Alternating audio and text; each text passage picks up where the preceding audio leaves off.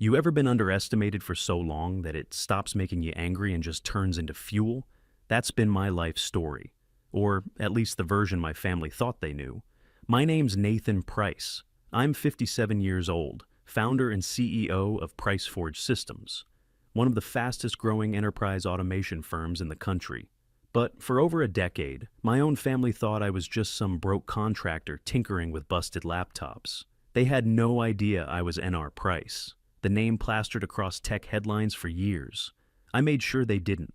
See, in my family, unless you were sitting in a leather chair at my dad's accounting firm, you weren't worth much. He built it from the ground up in the 70s and treated it like royalty.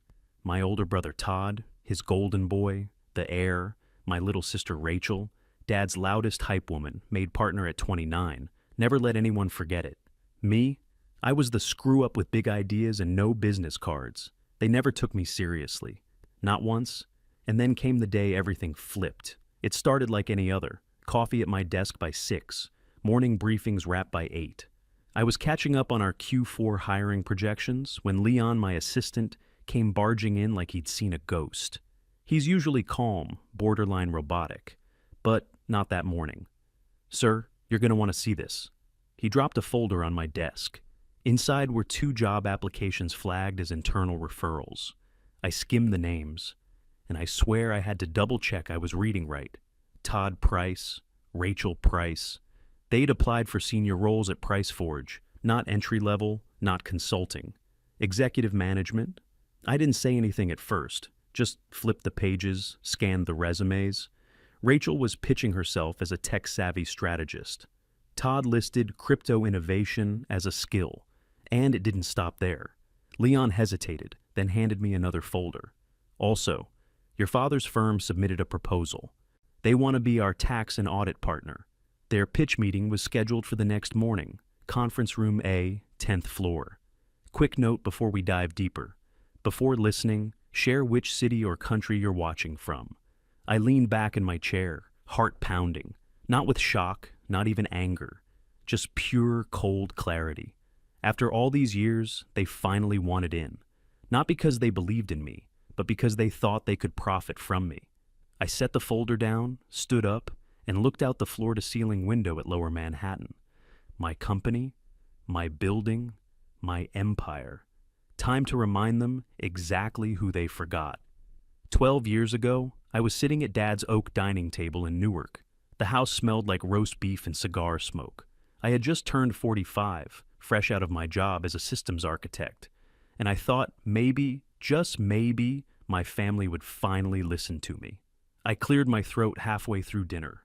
"I'm starting my own company, automation software. I've got a plan." Dad didn't even let me finish before he scoffed, knife clinking against his plate. "Automation? That's a lazy man's dream. Businesses need accountants, not robots." Todd leaned back in his chair, smirking like he was at a comedy show. "So this is it, huh? Your midlife crisis. Some guys buy a sports car, you're gonna play around in your garage with wires." Rachel sipped her wine and smiled like she was humoring me. "Do you need me to help you budget this little project? I've got templates that might save you from drowning too fast." The table erupted in laughter. My own family. I sat there gripping my fork so tight I thought it'd snap. I didn't argue. I didn't beg them to see what I saw.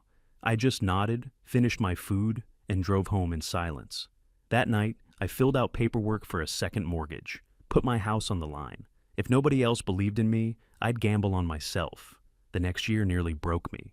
Days in the garage, nights doing consulting gigs just to keep lights on.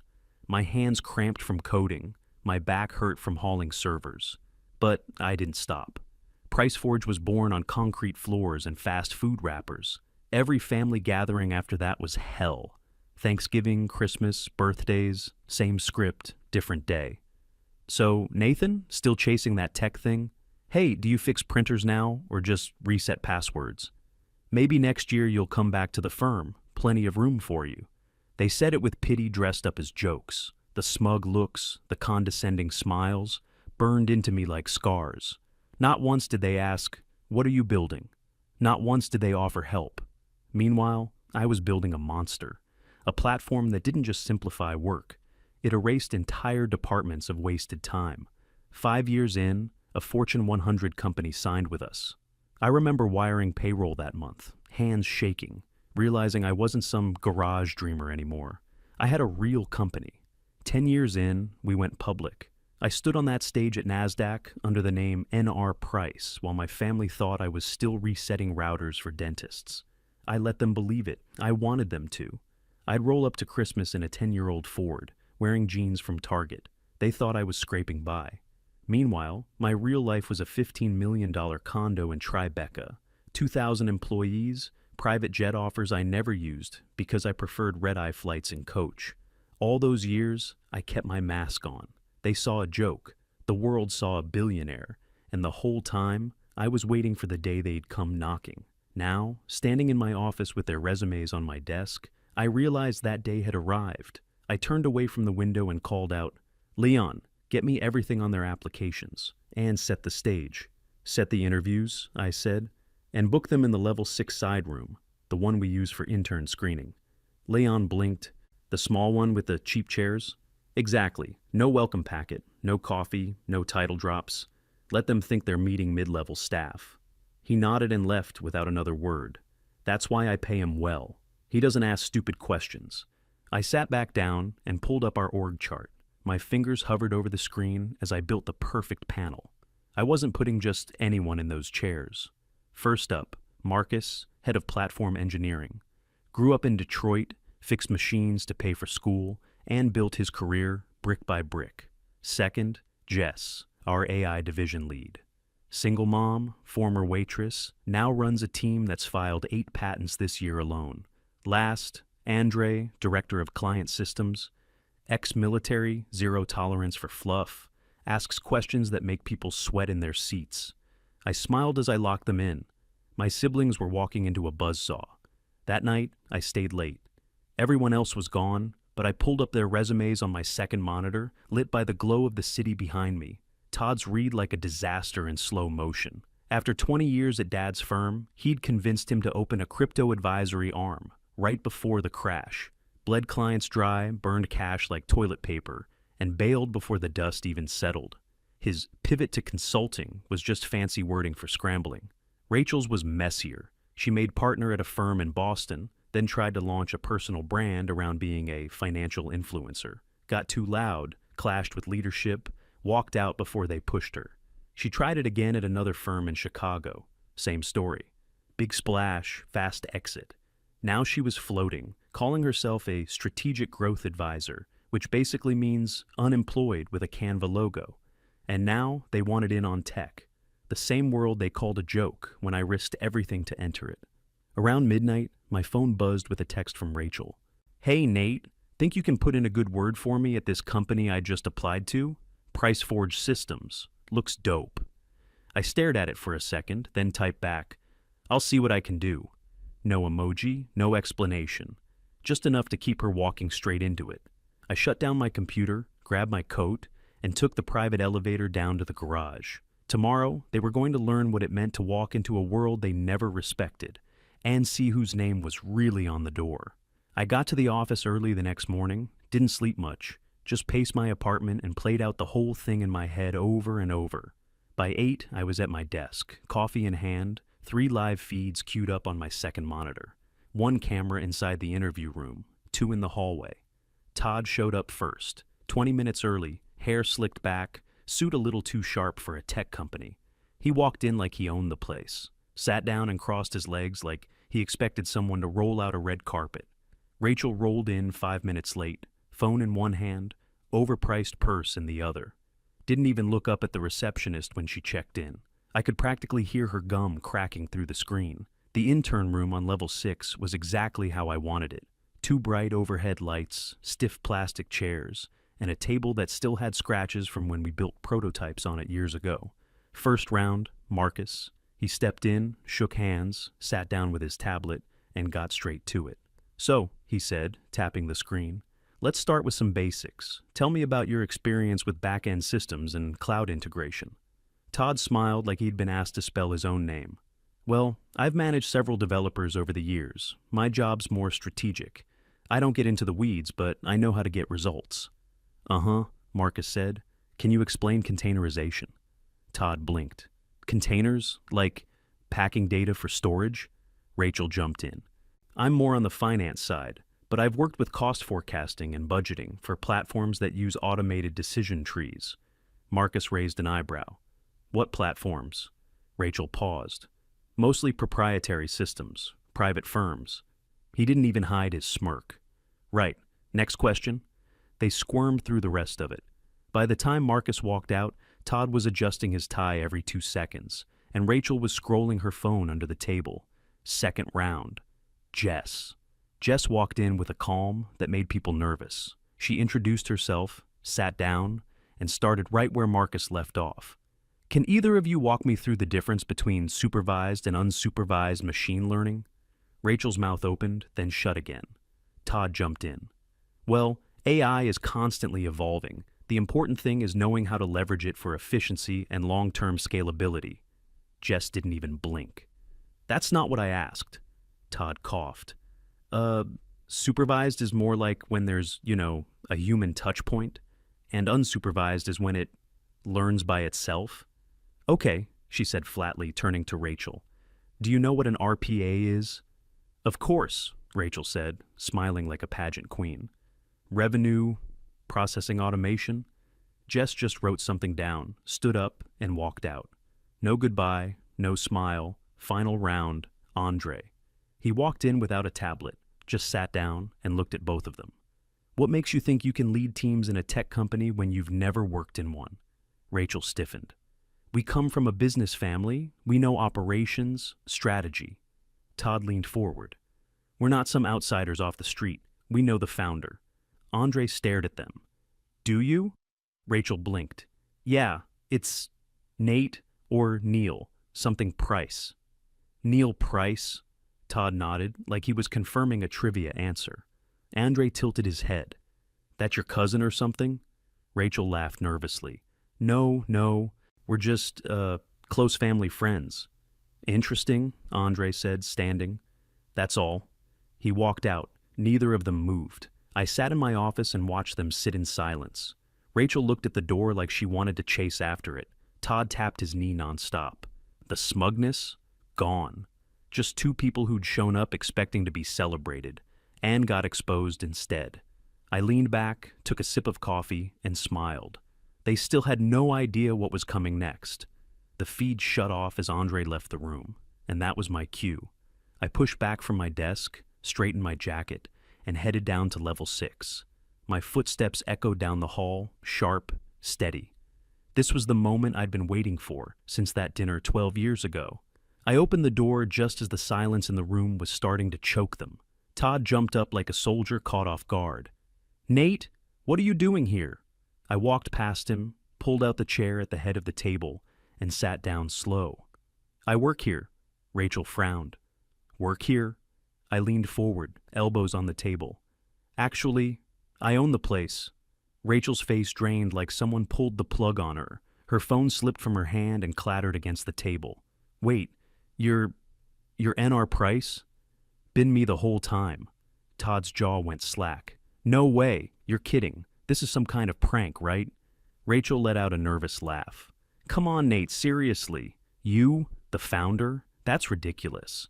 I pulled out the folder I'd been carrying, dropped it on the table, and spread out their resumes.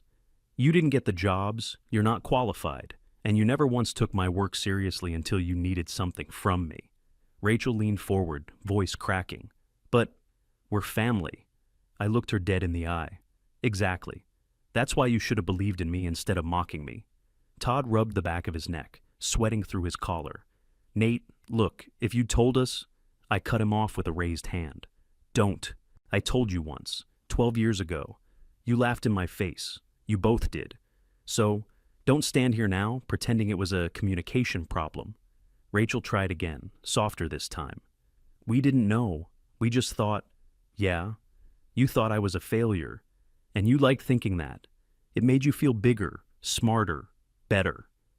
I pushed the resumes toward them. Now you know the truth, and it's not going to help you.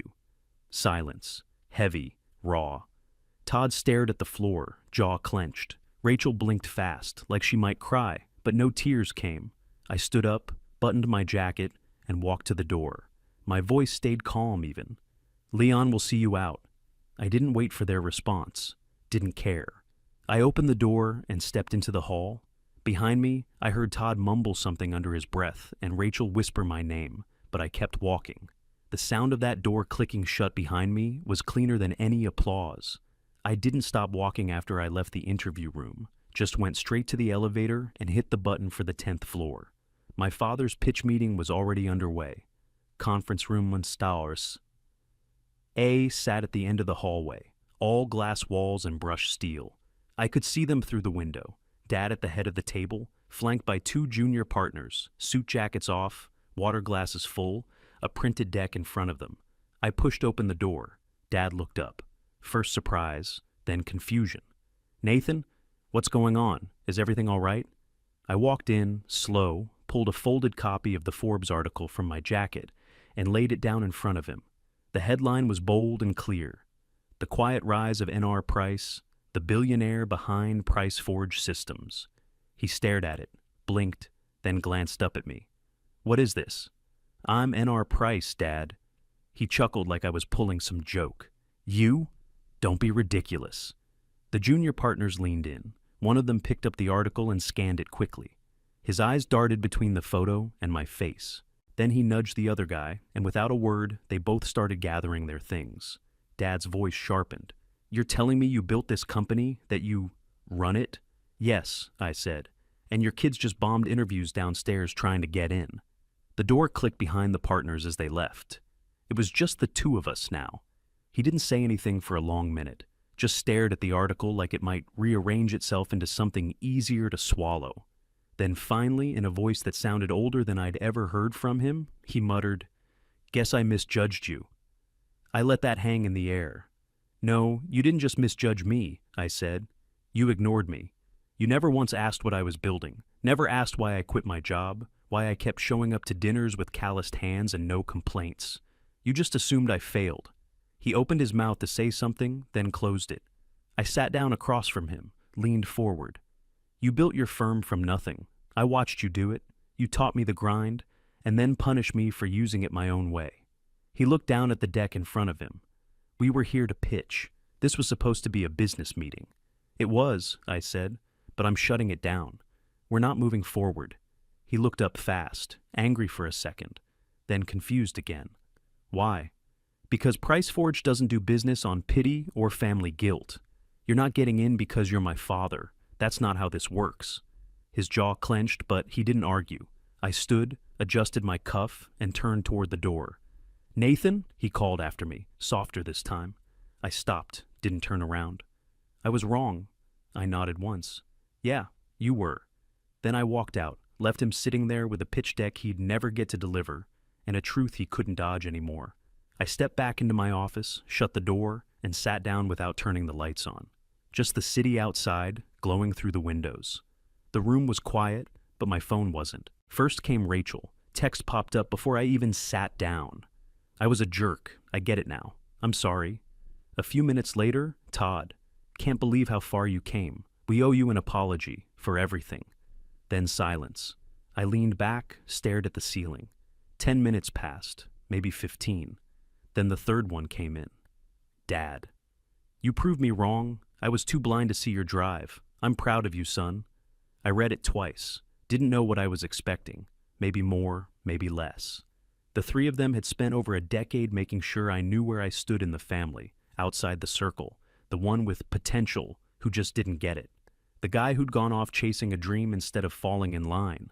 Now, here they were, all of them, reaching back. I didn't reply, not because I didn't hear them. I did, every word, but I needed time, not to process. I'd already processed it years ago, alone in my garage with busted servers and unpaid invoices. I needed time to decide what forgiveness even looked like. Because respect can't be retroactive. They had to mean it. They had to show it. So, I set the phone down, face down on the desk, and I let the room go quiet again. A week later, I opened the doors to my penthouse for the first time. Not for clients, not for business partners, for family. They all showed up right on time. Funny how that works. Rachel stepped in first, heels clicking on the polished marble. eyes bouncing around like she couldn't decide what to stare at. "Is this where you live?" Todd followed, mouth slightly open, neck craning up toward the 20-foot ceilings. "Damn, Nate, this place is unreal." Dad came in last, slower. He kept his hands folded in front of him, like he didn't know where to put them. The dining room was set, real silver, not rented. Flowers in the middle of the table. Leon had stocked the bar and kept things moving in the kitchen. Everything ran smooth, but before anyone sat down, I stayed standing. "This dinner's not about patching everything up," I said. My voice cut through the room, even and firm. "It's about starting from scratch." They looked up. Nobody smiled. Nobody tried to interrupt. "You want a relationship with me now? It starts with respect. Not handouts, not assumptions. Respect." Rachel nodded first, small, quiet. Then Todd. Dad just stayed still, but he didn't argue. That was enough for now. We sat. Food was served, but before anyone touched a bite, I told them the whole story. I started with the night I left my job, the second mortgage, the first prototype I coded on a $200 laptop that overheated if I ran it longer than 30 minutes. Rachel lowered her fork. Todd stopped chewing. I told them about the rejections, the 3 investors who laughed me out of their offices, the month I couldn't make payroll, the deal that fell through 2 hours before signing and almost wiped me out. No one said a word. I kept going. How I landed our first client doing back-end automation for a warehouse chain in Ohio. How that one job turned into a pipeline. How I hired 5 employees off Craigslist, paid them late, and built something that shouldn't have worked. Dad looked down at his plate, jaw tight. I told them about the night I got the email from the Fortune 100 company. How I sat on my garage floor and cried with exhaustion. How I used to shower at the gym and eat canned soup for days just to keep the lights on. Rachel wiped her eyes once, quick and quiet. I didn't sugarcoat the wins either. I talked about the IPO, the growth, the scale, the nights I still woke up at 3 a.m. to check error logs because that's what it took. They didn't interrupt, no jokes, no jabs, just listening. And for once, I didn't hold back. When I finished, I leaned back, took a breath, and looked around the table. "I'm not hiding who I am anymore," I said. "Not for anyone." No one pushed back. No one had to. Whatever happened next, it was on them. The article dropped a week later. Contractor turned billionaire built empire in secret. Even family didn't know. It went viral in under an hour. LinkedIn blew up. My inbox stacked with invites, messages, press requests. Former colleagues I hadn't heard from in years came crawling out of the woodwork. Engineers, managers, even my old boss who once told me I lacked vision. Investors started circling again, not because they saw something new, but because they finally understood what I'd built. Some university in California emailed me 3 times in a day, begging me to speak at their next leadership summit. I deleted the first 2, still considering the third. People asked why I never corrected my family sooner, why I let them talk down to me for so long. Truth is, it wasn't about revenge. It was about doing it my way, quietly, without needing applause. But watching their jaws hit the floor, yeah, that was a hell of a bonus. Todd texted me a photo of his new office, small startup in Jersey, junior role, nothing fancy, but he said he was learning fast. "Tech's not as easy as I thought," he wrote, "starting to respect what you built." Rachel's update came a few days later. She joined a mid-size firm in Austin, entry-level product ops. "Feels weird being the newbie," she said, "but I want to earn it this time." I didn't respond to either right away, still letting them figure out if this change is real or just guilt talking. Then a package showed up at the office. Simple brown box, no note on top. Just a sealed bottle of 20-year-old Glendronach Scotch, the kind Dad used to drink after landing a big client. Underneath it, a folded card. "You're the future of this family now. I'll try to follow your lead." It was in his handwriting, short, honest. For once, no lectures. That night, I took the bottle home, didn't wait for a celebration. I cracked it open, poured 1 glass, and walked to the window. The skyline burned orange in the distance, late sunset cutting through the high-rises like gold. I didn't toast, didn't smile, just stood there, feeling the weight of the moment settle in.